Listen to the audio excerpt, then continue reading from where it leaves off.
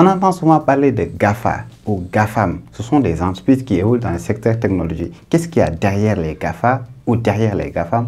On en parle dans ce numéro de Culture Digitale.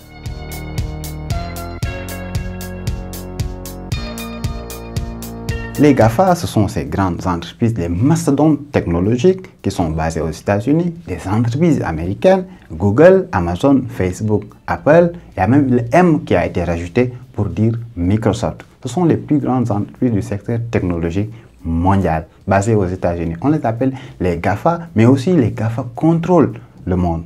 Oui, les GAFA qu'on surnomme également les Big Five. Nous les utilisons pratiquement tous les jours. Pour Google, par exemple, on a le moteur de recherche, la messagerie Gmail, on a YouTube, ou si vous n'êtes pas convaincu, on a Android qui tourne sur plus de 80% des smartphones dans le monde. Pour Amazon, la plateforme de commerce électronique, son utilisation est moindre dans la mesure où on ne fait pas des achats en ligne tous les jours.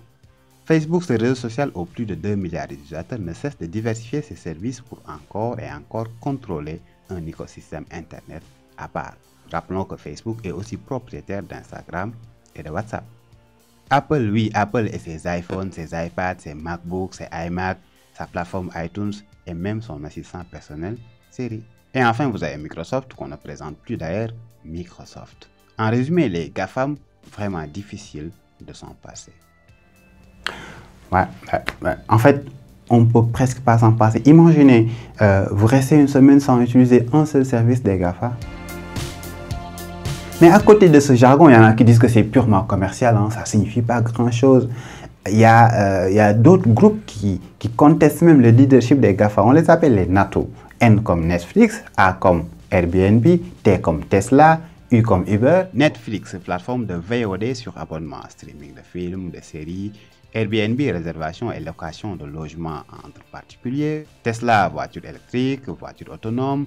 Uber, voiture de tourisme avec chauffeur, VTC, donc tout ce qui est taxi dans plusieurs pays dans le monde.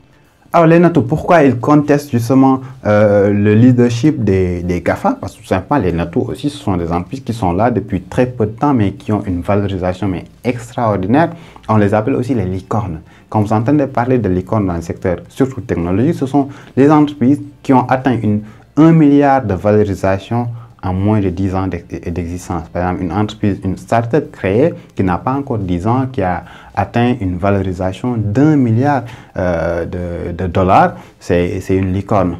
Et en France, par exemple, la première licorne a été Blablacar, qui s'appelait avant covoiturage.fr, qui est une plateforme qui permet d'organiser des covoiturages, par exemple les gens qui vont au boulot et qui partagent le véhicule, et là, etc. Et là, les gens vont payer à partir de la plateforme, quoi. Maintenant, après Blablacar, il y a aussi OVH et d'autres entreprises françaises qui sont devenues des licornes, justement. Mais il n'y a pas que les GAFAM et les NATO, eh oui. Oui, à côté des GAFA et des NATO, il y a aussi les BATX. C'est du côté de la Chine. Parce que vous savez, la Chine, c'est un écosystème à part. Donc, un écosystème Internet à part. BATX, c'est B comme Baidu, A comme Alibaba, T comme Tencent et X comme Xiaomi. Pour faire simple, Baidu, c'est l'équivalent de Google en Chine. Alibaba, l'équivalent d'Amazon. Tencent, l'équivalent de Facebook et WhatsApp avec QQ et WeChat. Et Xiaomi, l'équivalent d'Apple et ses téléphones qui ressemblent fort bien aux iPhones. Pour en revenir aux GAFAM, l'Europe veut taxer davantage ces entreprises parce que selon elle, les GAFAM ne payent pas suffisamment d'impôts. Sauf que tous les pays européens ne sont pas encore d'accord. La France, l'Allemagne, l'Italie et l'Espagne sont OK pour taxer davantage les GAFA parce qu'ils ont dit que oui, les GAFA payent la taxe selon les bénéfices récoltés localement au lieu du chiffre d'affaires, ce qui n'est pas normal pour donc, ces pays-là.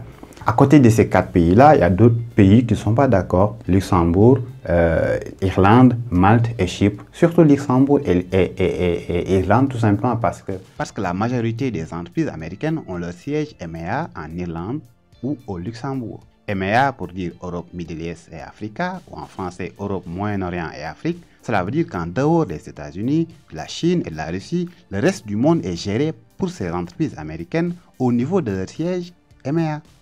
Voilà, je pense qu'on a fait le tour de la question concernant les GAFA et les dérivés NATO et BATX. On se donne rendez-vous prochainement sur Digital 24. N'oubliez pas de vous abonner sur la chaîne, que ce soit sur YouTube, de liker la page Facebook, de nous suivre sur Twitter. Nous sommes également sur Dailymotion, sur SoundCloud aussi pour écouter le son, parce que parfois il y en a qui n'ont pas envie de voir la vidéo, mais juste écouter. C'est possible de le faire sur Digital 24. Notre site c'est www.digital24.tv. Merci à tous et à toutes.